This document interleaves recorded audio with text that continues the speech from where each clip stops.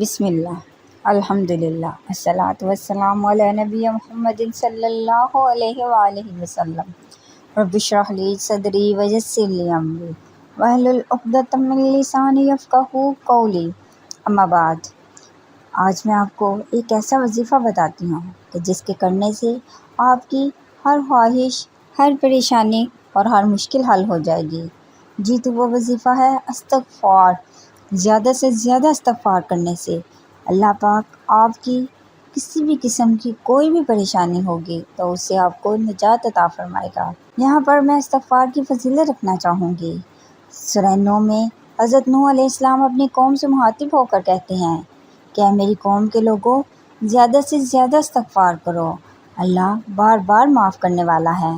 آپ جانتے ہیں کہ حضرت حسن البصری کے پاس ایک شخص آیا، اس نے کہا کہ میری اولاد نہیں تو مجھے کوئی وظیفہ بتائیے، تو حضرت حسن البصری نے انہیں کہا کہ زیادہ سے زیادہ استغفار کرو۔ پھر ایک اور شخص آیا، اس نے کہا مجھے تجارت میں بہت نقصان ہوا ہے، میرا بزنس ختم ہو گیا ہے، مجھے کچھ وصیت کر دیجیے، تو انہوں نے کہا کہ استغفار کر۔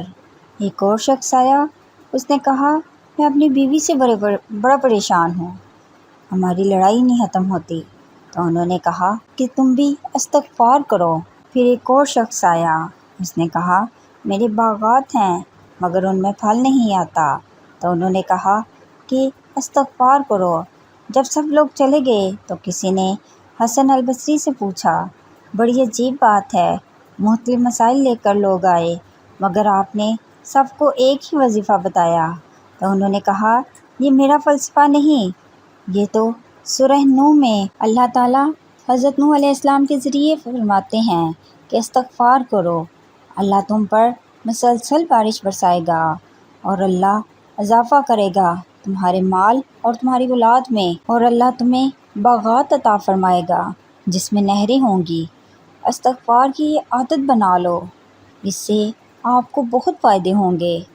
بہت سے لوگوں کے دل سخت ہو جاتے ہیں، انسان کو سمجھ میں نہیں آتا، مگر استغفار کرنے سے انسان نرم مزاج اور پرسکون ہو جاتا ہے۔